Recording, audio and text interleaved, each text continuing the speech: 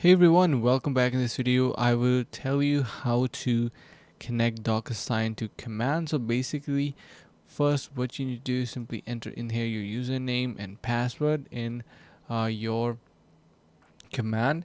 And another thing that you need to do is head over to DocuSign, and over here you need to create an account as well. And by the way, you can get 30 days free trial using the link in the description below on DocuSign to unlock all premium features.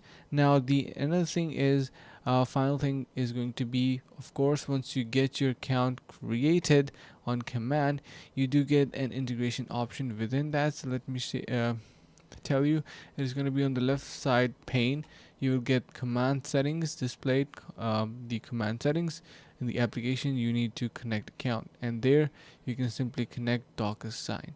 So this is how simple it is. I currently do not have an account on command, so yeah, the process is going to be really streamlined. And yes, do check out the link in the description below to get DocuSign as well. I hope this helps, and see you guys in the next video.